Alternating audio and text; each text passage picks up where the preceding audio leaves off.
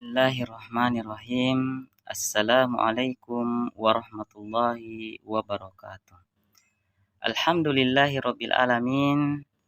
Rabbi syrahli sadri wa yassirli amri wahlul 'uqdatam min lisani yafqahu qouli. Amin. Hai adik-adik yang dimuliakan oleh Allah Subhanahu wa taala. Bagaimana kabarnya hari ini? Baik. Alhamdulillah. Dalam kesempatan kali ini saya akan membahas tentang iman kepada qada dan qadar. Sebelum saya menjelaskan tentang iman kepada qada dan qadar, terlebih dahulu marilah kita mengenal apa itu qada dan qadar. Iman kepada qada dan qadar adalah keyakinan bahwa segala sesuatu yang terjadi di dunia ini, baik atau buruk, telah ditetapkan oleh Allah Subhanahu wa taala. Beriman kepada qada dan qadar adalah bagian dari rukun iman yang wajib diyakini oleh setiap muslim. Baik adik-adik, setelah kita mengetahui tentang iman kepada qada dan qadar, maka saya akan menjelaskan pengertian qada dan qadar.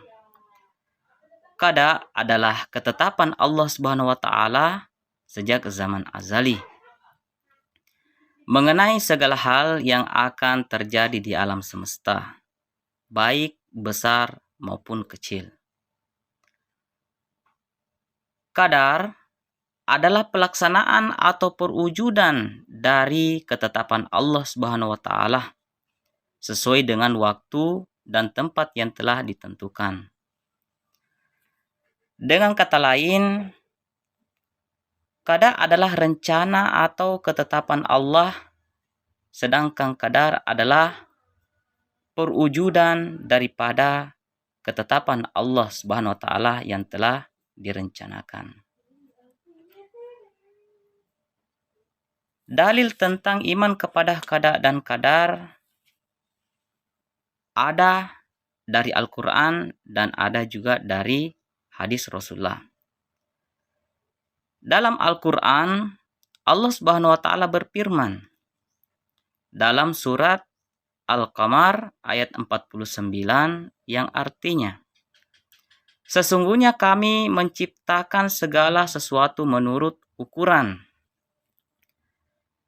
Dalam hadis Rasulullah Sallallahu Alaihi Wasallam, Rasulullah Sallallahu Alaihi Wasallam bersabda yang artinya, berimanlah kamu kepada Allah, malaikatnya, kitab-kitabnya, rasul-rasulnya, hari akhir, dan beriman kepada takdir baik maupun buruk.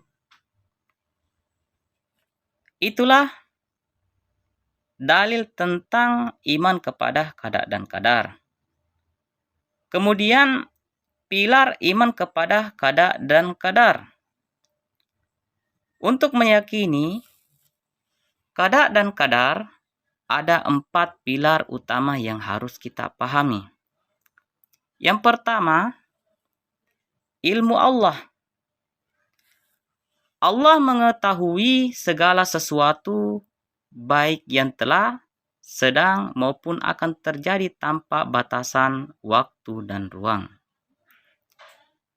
Yang kedua, pencatatan di Lauhul Mahfuz. Allah telah mencatat seluruh ketetapan di Lauhul Mahfuz, kitab yang berisi semua takdir makhluk yang ada di muka bumi. Yang ketiga, kehendak Allah Subhanahu wa taala. Segala sesuatu yang terjadi hanya bisa terjadi dengan kehendak Allah Subhanahu wa taala yang ada di muka bumi ini. Dan yang keempat, penciptaan Allah. Allah Subhanahu wa taala pencipta segala sesuatu, termasuk perbuatan makhluk, baik itu perbuatan manusia maupun kejadian-kejadian yang yang ada di alam semesta.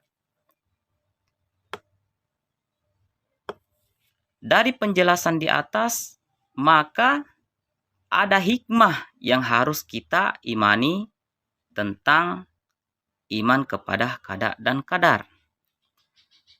Adapun hikmahnya, yang pertama yaitu meningkatkan keimanan.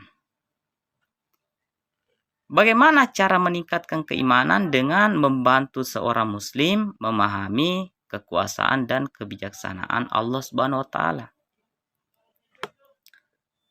Hikmah yang kedua yaitu melatih kesabaran dan keikhlasan. Caranya membentuk jiwa yang sabar dalam menghadapi musibah dan ikhlas menerima ketetapan Allah Subhanahu wa taala. Hikmah yang ketiga, menumbuhkan sikap optimis. Caranya memotivasi untuk terus berusaha karena mengetahui bahwa hasil akhir adalah kehendak Allah Subhanahu wa taala. Dan hikmah yang terakhir atau yang keempat, menyerahkan hasil akhirnya kepada Allah Subhanahu wa taala setelah berusaha maksimal sambil tetap bersyukur atas apapun yang telah ditetapkan oleh Allah Subhanahu wa taala. Sebagai kesimpulan, dengan beriman kepada qada dan qadar, seorang muslim meyakini bahwa hidupnya berada dalam genggaman Allah Subhanahu wa taala. Bahwa kehidupan kita di dunia ini itu ada di genggaman oleh Allah Subhanahu wa taala. Sehingga kita akan hidup dengan penuh kesadaran, usaha, doa, dan tawakal kepada Allah Subhanahu wa taala. Mudah-mudahan penjelasan yang saya sampaikan kepada adik-adik bermanfaat untuk kita semua sebagai seorang muslim. Dengan penjelasan saya, maka saya akhiri dengan ucapan Assalamualaikum warahmatullahi wabarakatuh.